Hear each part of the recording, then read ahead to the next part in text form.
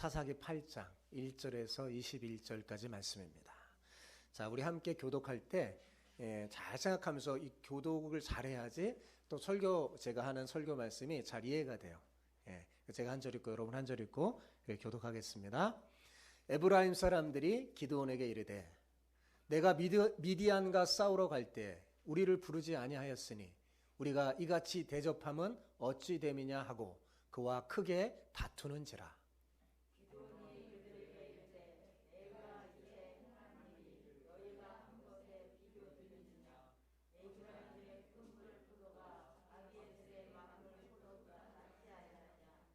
하나님이 미디안의 방백 오렙과 스앱을 너희 손에 넘겨주셨으니 내가 한 일이 어찌 능히 너희가 한 것에 비교되겠느냐 하니라.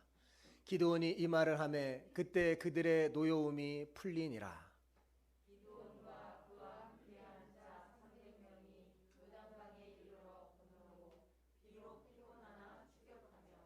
그가 숫곳 사람들에게 이르되 나를 따르는 백성이 피곤하니 청하건대 그들에게 떡덩이를 주라.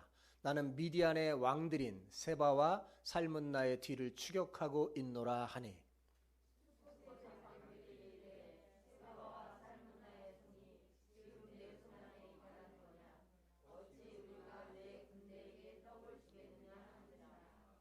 기드온이 이르되 그러면 여호와께서 세바와 살문나를 내 손에 넘겨주신 후에 내가 들가시와 찔레로 너희 살을 찢으리라 하고.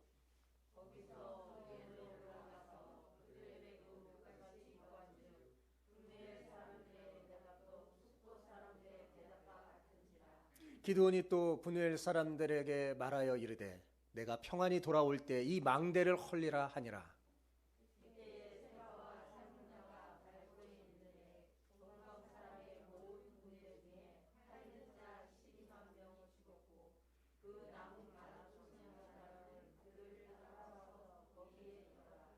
적군이 안심하고 있는 중에 기드온이 노바와 욕부와 동쪽 장막에 거주하는 자의 길로 올라가서 그 적진을 치니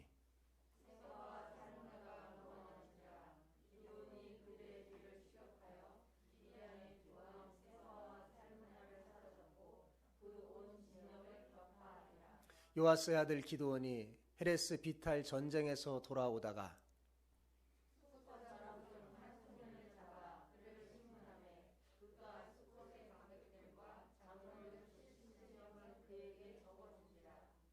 기드온이 숫곳 사람들에게 이르러 말하되 너희가 전에 나를 희롱하여 이르기를 세바와 살문나의 손이 지금 내 손안에 있다는 거냐?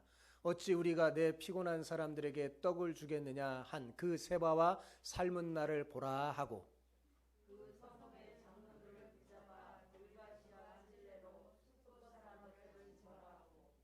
브누엘 망대를 헐며 그 성읍 사람들을 죽이니라.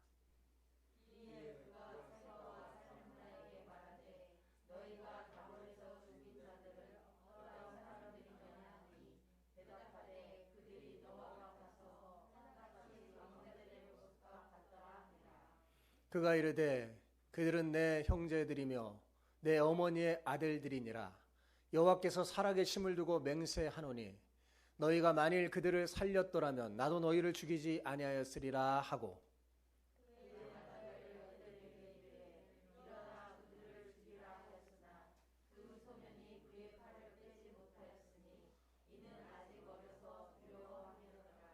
같이요. 세바와 살문나가 이르되 내가 일어나 우리를 치라. 사람이 어떠하면 그의 힘도 그러하니라 하니 기드온이 일어나 세바와 살문나를 죽이고 그들의 낙타목에 있던 초승달 장식들을 떼어서 가지니라. 아멘. 아멘. 경험이 많은 것 자체가 꼭 좋은 것은 아닙니다. 왜냐하면 처음 가졌던 그 순수한 마음과 겸손한 태도를 잊어버릴 수 있기 때문이죠. 물론 경험이 우리의 좋은 교사가 될 수 있지만 우리를 넘어뜨리게 하는 가장 위험한 것도 될 수 있습니다.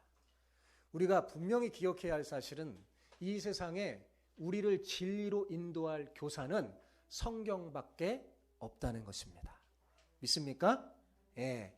여러분, 왜냐하면 이 세상에 그 어떤 것도 완전한 것이 없어요. 이 세상에 아무리 선하고 좋은 것이라도 여러분 다 죄로 인해서 일그러지고 삐뚤어져서 제대로 그 기능을 발휘하지 못합니다. 여러분 우리의 경험이나 이성이나 지식은요 다 벌레 먹은 씨앗과 같아요.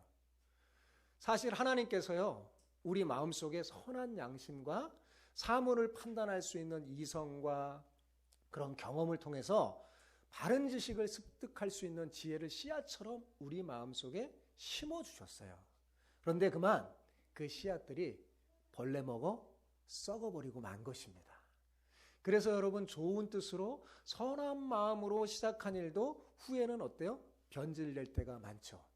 정말 처음에는 선하고 좋은 동기로 했는데 나중에 보면 잘못될 때가 많습니다.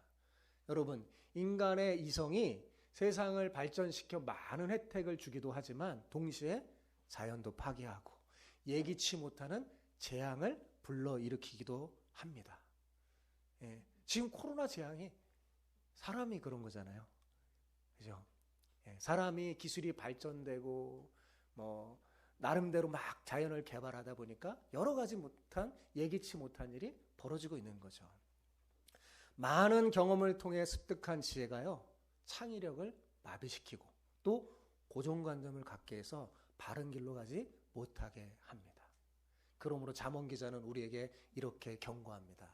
내 명철을 의지하지 말라. 잠언을 읽어보면 잠언의 기자가 우리에게 충고하는 것 중에 하나가 뭐냐면 내 명철, 내 지혜, 내 힘 그거 의지하지 말라는 겁니다. 왜냐하면 그것이 완전하지 않거든요. 우리를 넘어뜨릴 수 있습니다. 여러분 그러므로 아무리 경험을 많이 쌓고 지식을 얻었다 할지라도 어떻게 해요? 겸손하게 말씀의 가르침을 받아야 돼요. 말씀이 진정한 스승임을 인정하고 말씀보다 경험을 앞세우는 사람이 되지 않길 바랍니다. 예, 우리의 경험으로는요 세상을 제대로 살아갈 수가 없어요. 그걸 인정해야 돼요. 모든 것을 성경의 자유에 올려놓고 판단을 해야지 실수하지 않습니다. 성경으로 자신을 살피는 자는요 절대로 교만해질 수 없고요 겸손한 마음으로 믿음의 정도를 걸을 수 있어요. 오늘은 이렇게 축복하면서 인사했으면 좋겠어요.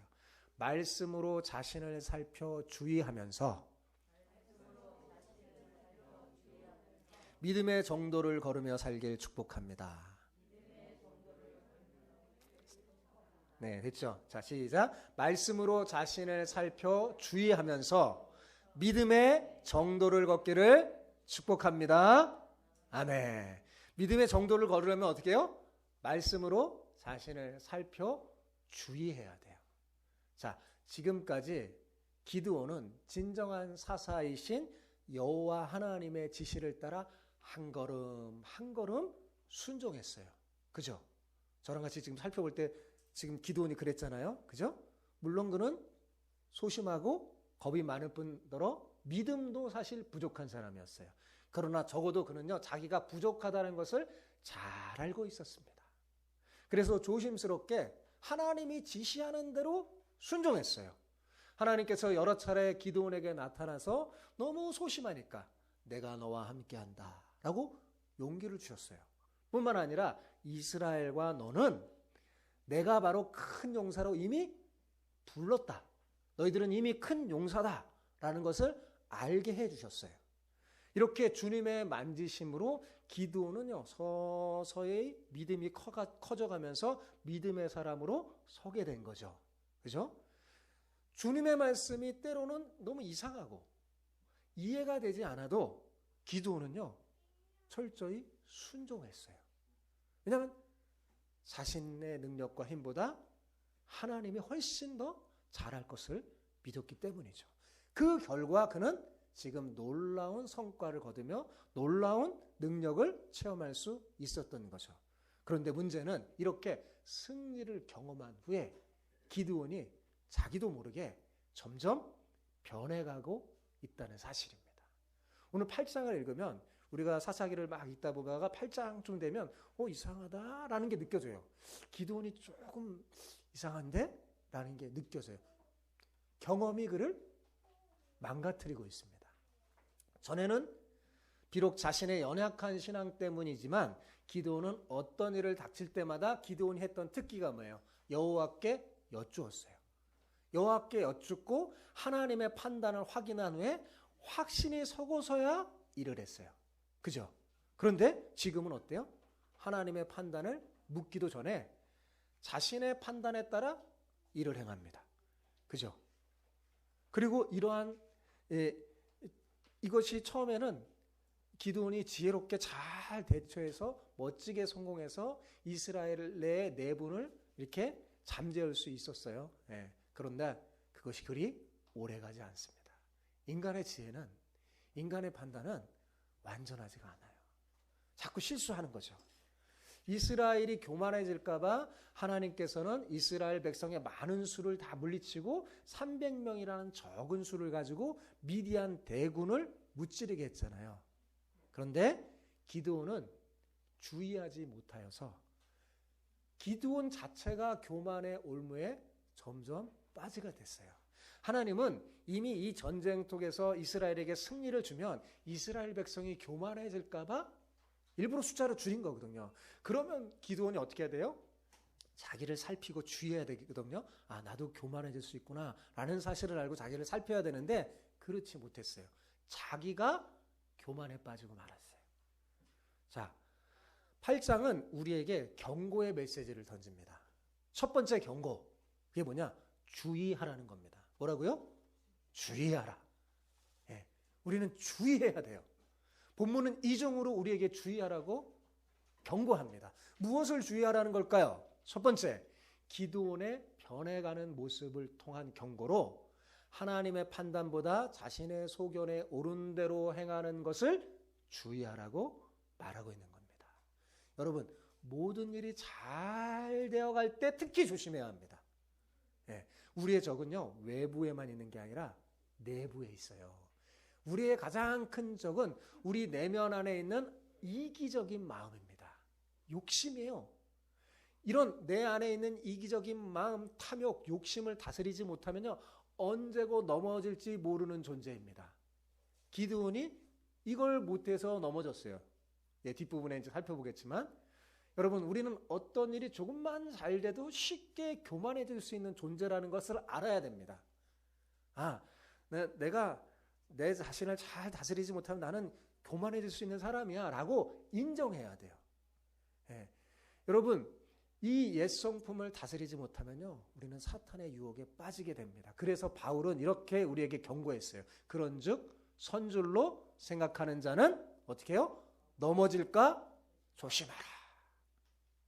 내가 섰을 때, 내가 잘 됐을 때, 하나님의 은혜의 풍성이 받았을 때 주의해야 돼요.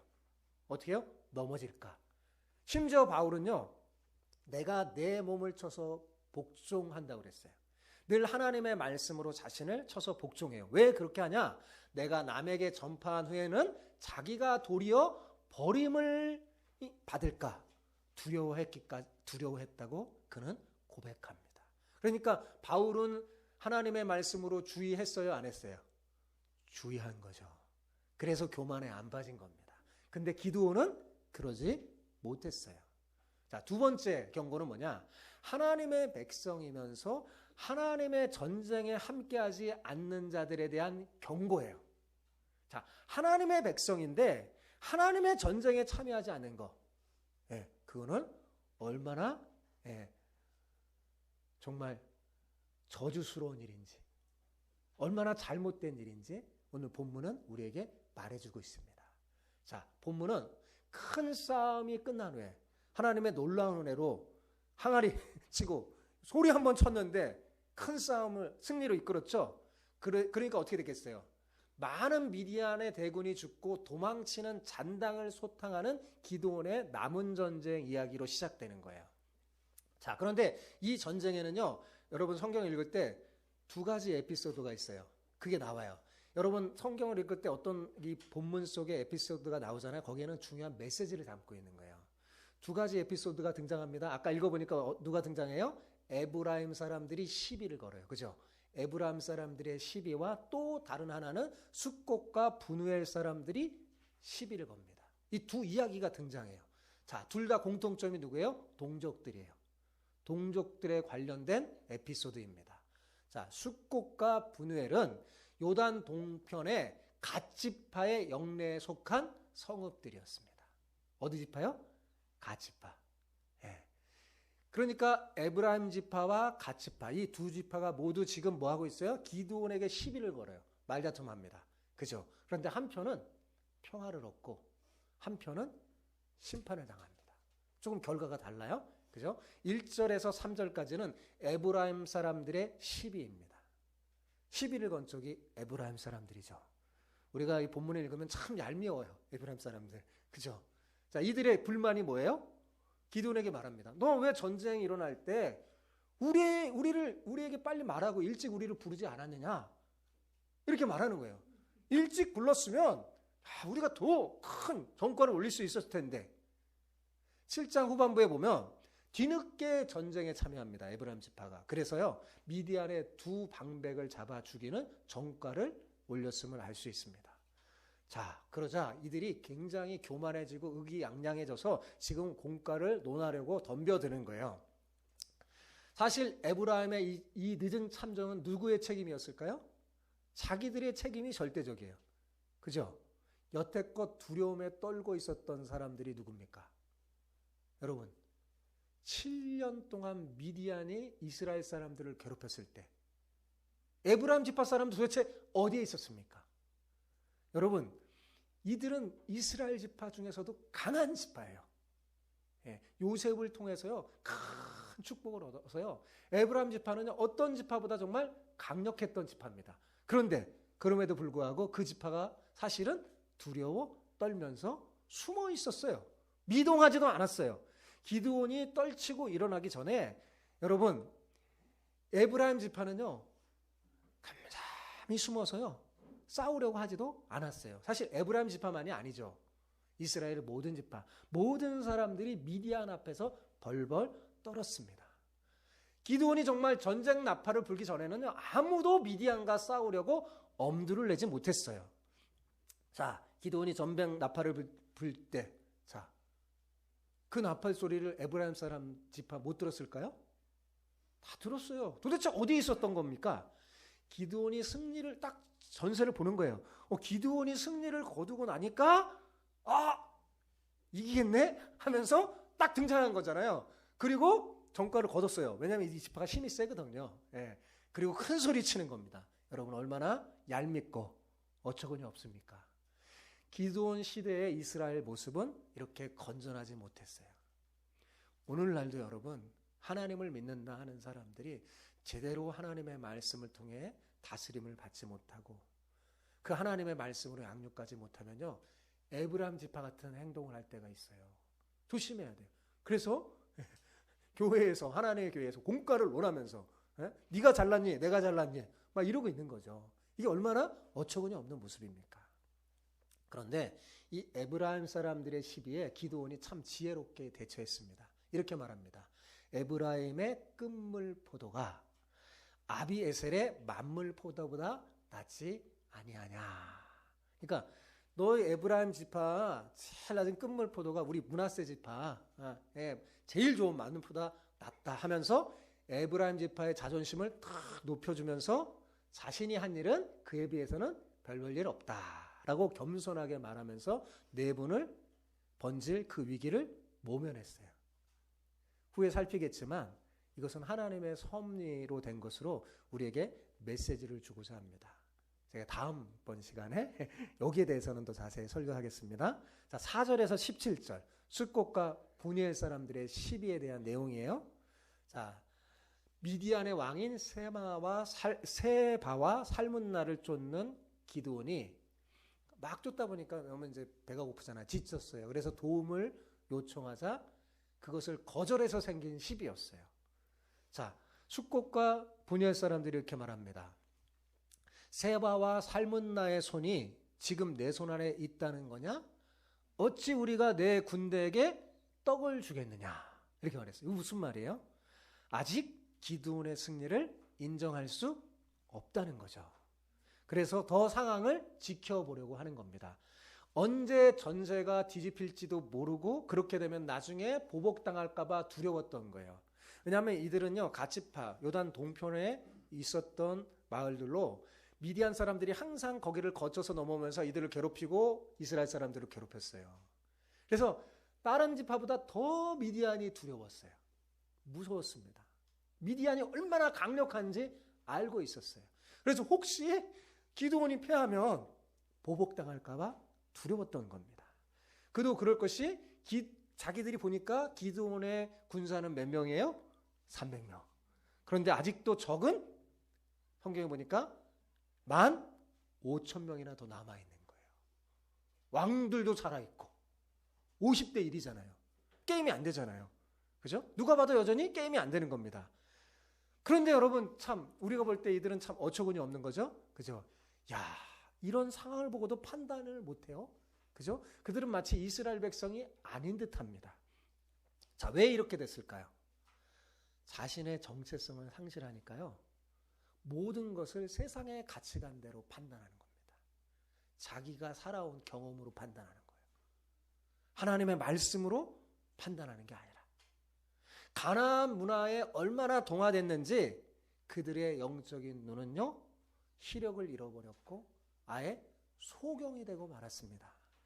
기드온과 함께한 여호와의 그 큰 놀라운 능력을 보고도요, 그들은 깨닫지 못하는 거예요. 이 전쟁이 여호와의 전쟁임을. 그리고 하나님께서 함께 하심을 보지를 못하는 겁니다. 하나님의 백성이 이렇게까지 유약해질 수 있을까라는 의구심이 들 정도로 숫곳과 분야의 사람들의 믿음은요, 완전히 바닥을 헤매고 있었습니다. 중요한 것은요, 여러분 이 두 이야기의 결과예요. 똑같이 기드온에게 시비를 한 얘기인데, 그죠? 한 이야기는 평화로 끝나고 한 이야기는 어떻게 됐어요? 처절한 피해 복수로 끝납니다. 자, 결과가 왜 이렇게 달라진 걸까요? 무엇이 결과를 다르게 한 걸까요? 전쟁 참여 여부 때문에 그렇습니다. 자, 중요한 것은 뭐예요? 여호와의 전쟁에 참여했느냐? 그렇지 않느냐? 그런 거예요. 에브라임은 얄밉게도 눈치를 보다가 뒤늦게 살금살금 들어와서 이미 기드온에게 강펀치를 맞아서 기진맥진 쓰러져 있는 적을 다시 일으켜 세워서 펀치를 날린 거예요. 그죠? 그러면서 이제 자기네들 잘났다 막 이러는 거죠. 그런데 중요한 건 뭐냐면 그래도 그들은 여호와의 전쟁에 참여했다 안 했다? 참여했잖아요. 뒤늦게라도 참여했어요. 그러나 숫곳과 분야의 사람들은 그렇지 않았어요. 그죠? 끝까지 참전을 거부하고 마지막까지 눈치만 보면서 미디안을 두려워하면서 기회가 있었잖아요. 그죠? 기드온이 떡을 줘라. 떡만 줘도 참여하는 거예요. 그죠? 참여하는 건데 그것도 안 했어요. 두려워서. 이게 두 지파의 차이입니다. 여러분, 누가 하나님 나라의 백성일까요? 하나님 나라의 싸움에 참여하는 자가 하나님 나라의 백성입니다. 아무리 혈통적으로 이스라엘 백성이고 이스라엘 경내에 살아도 하나님의 전쟁에 참여하지 않는 자는 하나님 나라의 백성이 아니라는 거예요. 반면에 아무리 뒤늦게 싸움에 끼어들었다 하더라도 그가 여호와의 싸움에 참여한 이상 그는 여전히 영광스러운 하나님 나라의 백성입니다. 여러분, 이건 오늘날도 마찬가지예요. 여러분이 진정 그리스도인이냐 아니냐는 교회를 출석하고 세례를 받았느냐가 보장해 주는 게 아닙니다. 삶의 현장에서 여러분이 여호와의 전쟁에 참여했느냐 아니 했느냐가 여러분의 신분을 나타내는 표지예요. 여러분, 믿음의 선한 싸움을 싸우지 않는다면 우리는 진정한 그리스도인이라고 불릴 수 없습니다. 그리스도인은 성도는요, 그냥 가만히 있어서 붙여지는 게 아니라 내가 진정 성도라면, 그리스도인이라면 뭐예요? 그리스도인으로 살아야 돼요. 그죠? 믿음의 선한 싸움을 싸워야 돼요. 여러분, 믿음의 선한 싸움은 어떤 걸까요? 믿음의 선한 싸움은 혈과 육에 대한 싸움이 아니에요. 치고받고 칼로, 창으로 싸우는 게 이 가나안 전쟁이 아니라고 그랬잖아요. 그죠? 우리의 전쟁은 정사와 권세와 세상의 주관자들과 악한 영들과의 싸움이에요. 아니, 목사님이 평화롭게 살라고 하지 않고 왜 자꾸 싸우라고 하는 걸까? 혹시 의문을 가진 분 계십니까? 걱정하지 마시기 바랍니다. 우리의 싸움의 종류는요, 세상과는 질적으로 다른 거예요. 우리의 싸움은 누구와의 싸움이에요? 악한 세력과의 싸움으로 하나님의 말씀을 내 삶에 적용하며 사는 것을 말하는 거예요. 그러니까 여러분 지금 설교를 듣잖아요. 하나님의 말씀을 듣잖아요.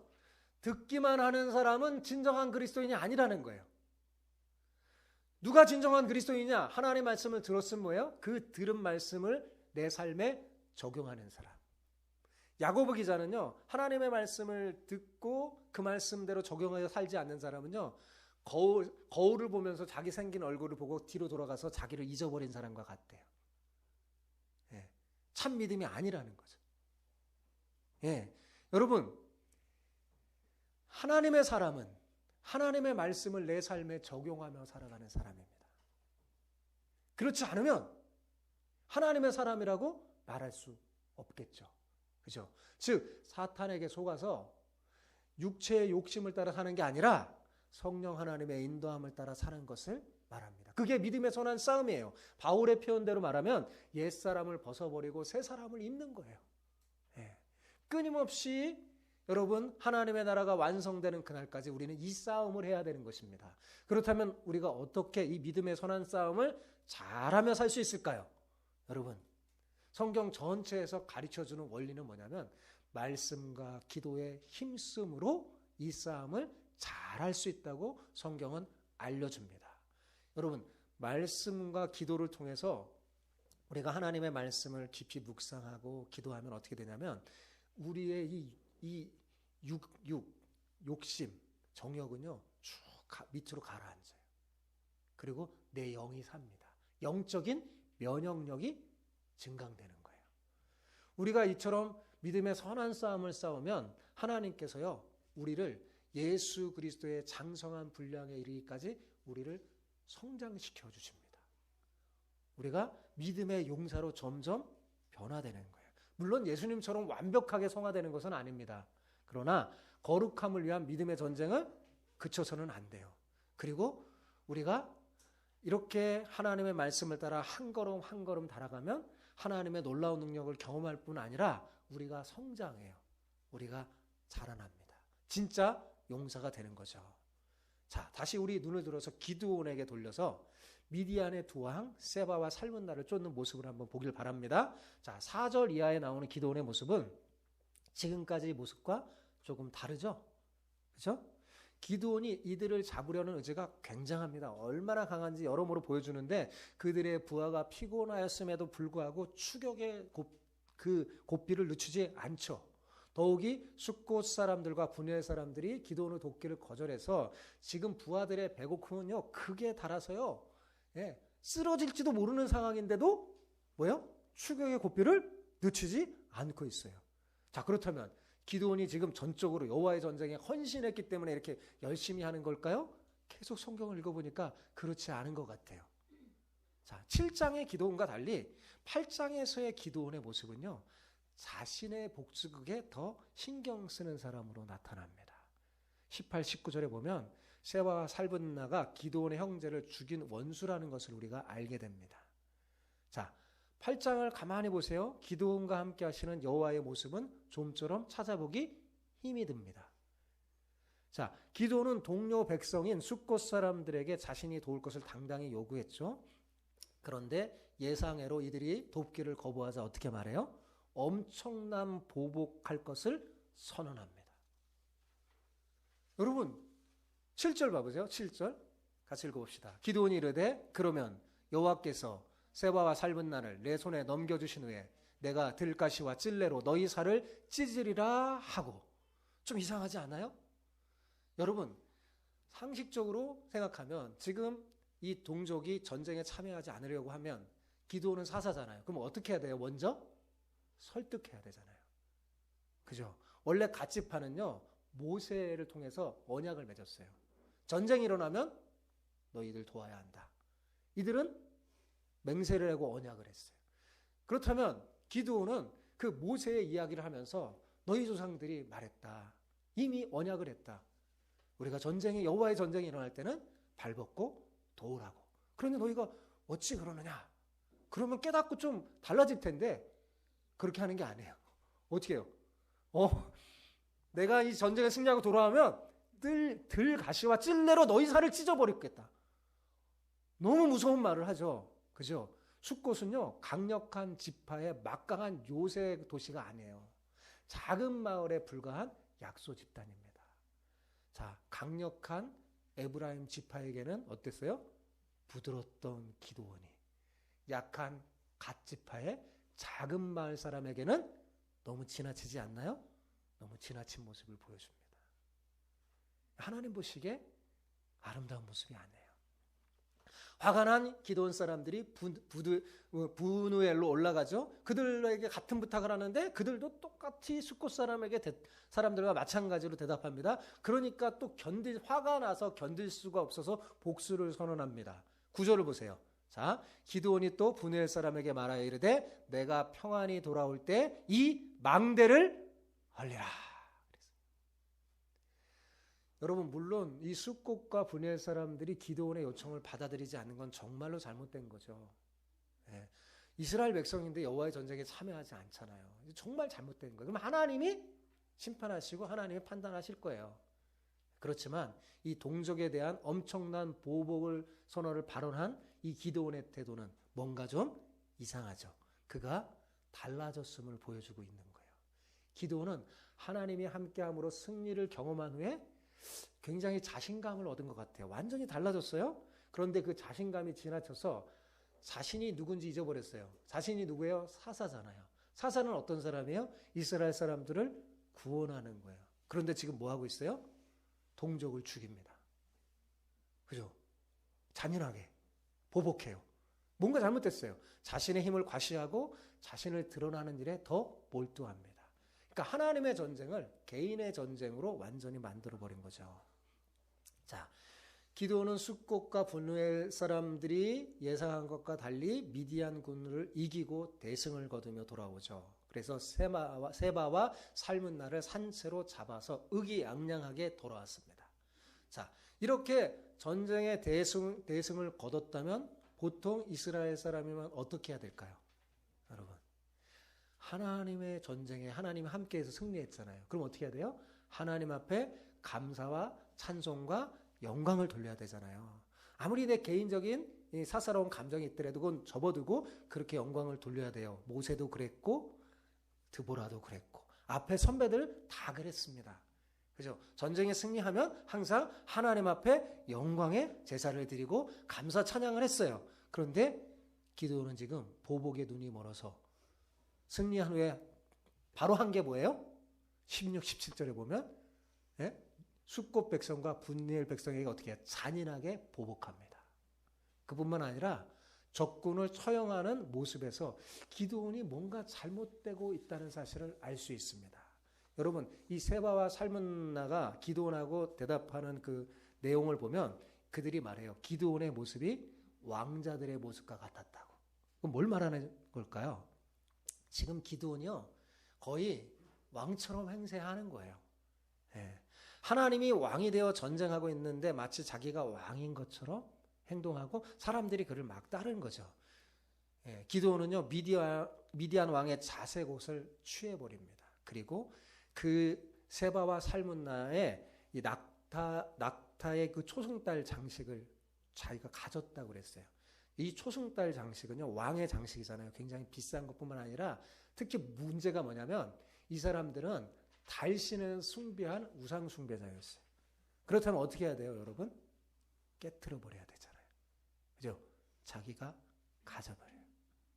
그리고 마다들에게, 자기의 마다들인 여들에게 이 장군을 처형하라고 합니다. 왜냐하면 당시에 전쟁에서 유명한 왕이나 장군을 죽일 때 젊은 사람이 딱 그를 쳐 죽으면요, 그 사람의 영광을 취하면서 높여주는 거예요. 그러니까 지금 뭐 하는 거예요? 이 기드온이요, 자기 아들을 키워주는 거죠. 이 전쟁의 승리를 자기 아들에게, 마다들에게 돌리려고 하는 겁니다. 그런데 이 마다들이 주저주저해요. 예, 주저주저해요. 그래서 기드온이 이제 쳐서 죽이는데 이런 모습 속에서 뭔가 이상해요. 기드온이 정말 변질되어 가고 있구나. 기드온의 300용사가 치르고 있는 전쟁은 여호와의 전쟁이거든요. 하나님의 명령에 따라 하나님의 지시함에 따라 해야 되는데 전쟁의 본질이 조금씩 이상해져 가고 있어요. 그리고 정말 기드온은 여호와께 여쭈는 걸 항상 잘했어요. 그죠? 그런데 하나님께 묻는 것이 사라져 버렸습니다. 꼭 하나님께 여쭙고 응답을 구하고 확신한 후에 행동을 했는데 그게 싹 사라졌어요. 그런 전쟁이 이상한 방향으로 흐르고 있는 거죠. 사사기 기자는 놀랍게도 우리가 전혀 알지 못하는 것을 알려주고 있는데 미디안의 두 왕 세바와 살므나가 기드온의 형제를 죽인 원수였다는 사실입니다. 그래서 기드온이 말해요. 네가 내 어머니가 낳은 내 형제 내를 죽이지 않았으면 내가 살려줬을 텐데 내가 죽여서 내가 살려줄 수 없다 하고 목을 치죠. 그러니까 이게 뭐예요? 원수의 목을 친 게 아니라 개인적인 복수를 한 셈이 되고 만 거잖아요. 그러니까 6장 7장에서는 그의 동기가 하나님께 대한 순종이었는데 8장에서의 동기는 정말 이상해졌어요. 개인적인 복수고 그 다음에 자꾸 야심에 찹니다. 자기 스스로 왕처럼 되려고 하고 재물을 모으기 시작하죠. 자, 이렇게 세상의 가치관과 경험을 의지하고서는 결코 온전한 하나님의 사람으로 세워질 수가 없습니다. 여러분, 중요한 것은요, 우리가 세상의 경험과 가치관에 따라 살 것인가 아니면 성경의 가르침을 따라 살 것인가 매 순간 결정해야 돼요. 하나님의 사람이면서도요, 그리스도인이라고 불면서도요, 세상의 가치관대로 살 수 있습니다. 이스라엘이 그랬잖아요. 네, 그러면 하나님의 백성이 아니라는 거예요. 진짜 하나님의 백성은 성경의 가르침을 따라 살아야 되는 거죠. 그거를 결단해야 돼요. 우리가 어떤 가치관을 가지고 세상을 보느냐에 따라서 세상이 달라집니다.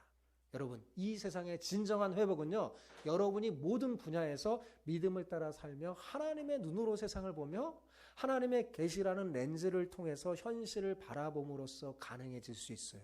성경이 우리에게 가르쳐주는 건 뭐냐면 그리스도인인 우리가 믿음으로 이 세상을 회복하는 사명을 주신 거예요. 하나님의 나라를 확장하라고. 하나님은 우리를 통해서 하나님의 나라를 확정하기를 원하십니다.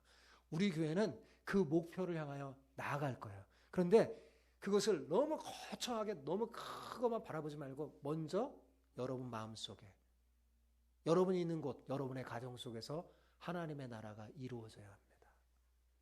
하나님의 나라는 지극히 작은 것에부터 시작되는 거예요. 거기서부터 점점 커져 나가는 거예요. 거기서부터 말씀을 적용하는 거예요.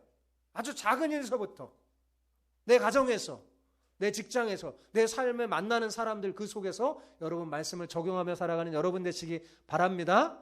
성경적인 바른 가치관을 가지고 우리의 정체성을 분명히 하며 믿음의 선한 싸움을 싸워야 합니다. 성경은 우리로 이 세상을 어떻게 살아가야 하는가에 대한 분명한 해답을 제시해줘요. 여러분, 진짜 전쟁은요, 기독교 세계관과 이에 대항하고 있는 여러 가지 세속적인 세계관과의 우주적인 갈등이에요.